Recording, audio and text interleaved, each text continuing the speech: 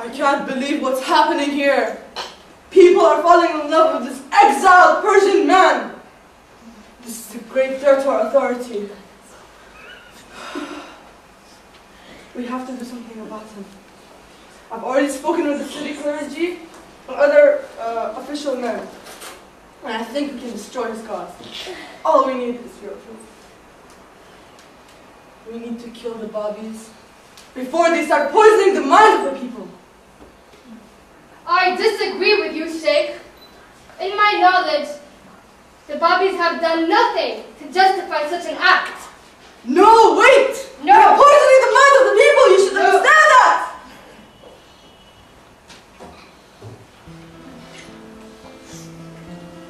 Baha'u'llah's high manifestation was very known between people and in the city.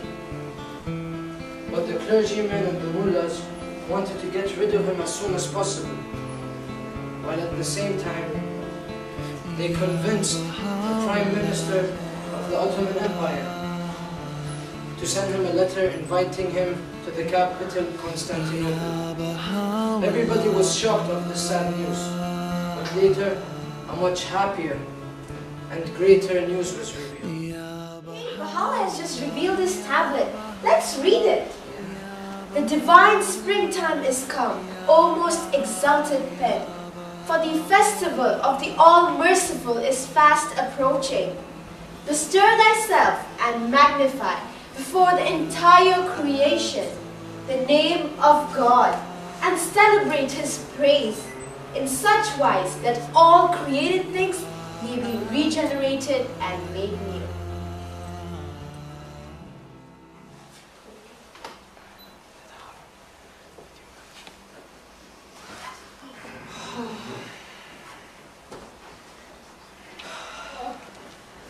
Oh, I can't believe what's happening here. Terrible. This is bad news. We exiled Baha'u'llah from Persia to stop his faith, but it keeps growing. It's unbelievable. I cannot believe this happened. People in Baghdad and even in Constantinople are now following him.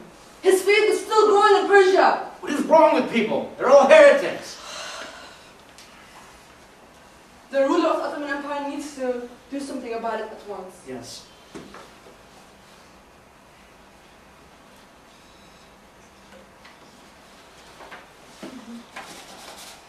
Give this to the ruler of the Ottoman Empire and tell him to exile Baha'u'llah. Yes, sir. Your Majesty, you need to send Baha'u'llah further away. I agree, his faith is growing. Many city officials hold great respect for him. We have to shut him down before he gains more authority. Yes. Or then we will be in great, great trouble. Yes. What if the people start listening to him? We will lose our jobs, we will have no more money. No, that's not going to happen. I will order him to be sent to Adrianople. Excellent, sir. Thank you. Thank you.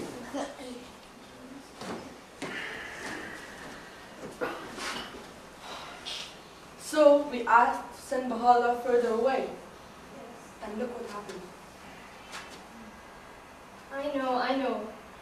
I thought that by sending him to Adrianople, he would be discouraged and give up. But instead, he went on writing and writing to all the kings and rulers of the world. Yeah, I heard. He writes as if he's the king himself. It's clear that he's not just trying to take over Persia and the Ottoman Empire. He wants to rule the entire world. This is a great threat. We need to take action at once.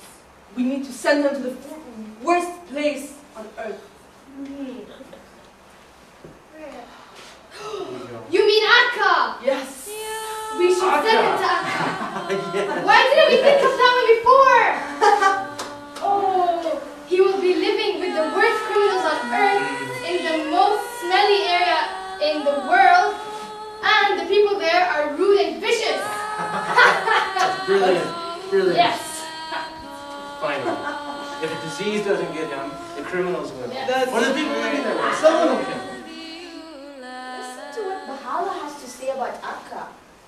Know that upon our arrival at this spot, We chose to designate it as the most great prison, though previously subjected to another land to chains and fetters. We yet refuse to call it by that name. Say, ponder thereon, O ye endued with understanding. It was Mirza Mehdi, Baha'u'llah's son, that died. He sacrificed his life to open the gates of prison, where everyone could come and meet Baha'u'llah easily. There were no more trouble for him facing people and stopping them from coming and meeting Baha'u'llah.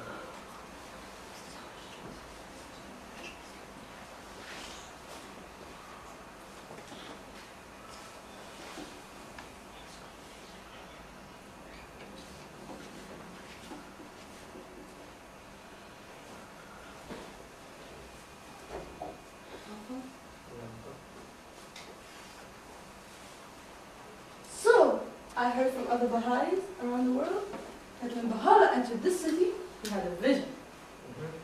He saw that he was being welcomed with banners of light. Well, that might explain the change in the hearts of the people. Even the people in Syria and Lebanon that were very uncruel and unkind to Baha'u'llah are now very, very friendly. The doors of prisons have eased. He is no longer treated as a prisoner anymore. In fact, all the city officials from every region come to him to seek advice. Wow. Only Baha'u'llah can move the hearts of men. Yes. Excuse me, my name is Edward Brown. I'm a scholar from England. I'm working for the House of Baha'u'llah. Yes? Excuse me? This is a welcoming we do with the people. Oh, yes, nice to meet you. Thank you, thank you. I'm looking for the House of Baha'u'llah. Oh, welcome. I can take you to his place. Thank you. Thank you. O King of Kings and Lord of Lords, O King of Kings and Lord of Lords,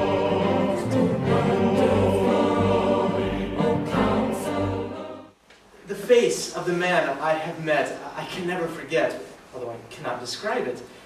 Those eyes seemed to pierce into one's very soul, and power and authority rested on that ample brow. No need to ask in whose presence I stood as I bowed before the one who's the object of a love and devotion that kings would envy and emperors would sigh for in vain. I came to see a prisoner in exile. Instead, I saw the King of Kings.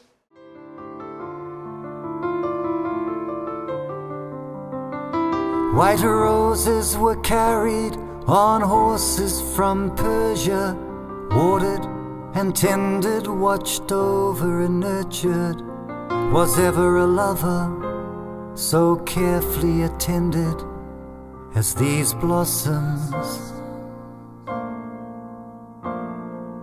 How many miles and how many footsteps these servants of love gave in their service, forgetting themselves, their lives became worship that the earth may blossom.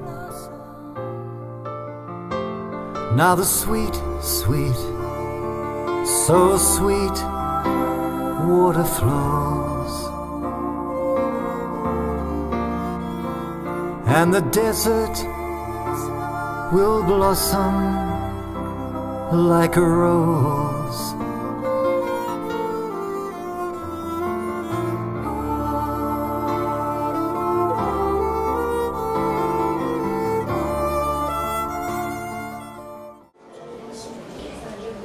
So please give a clap for the people who worked so hard.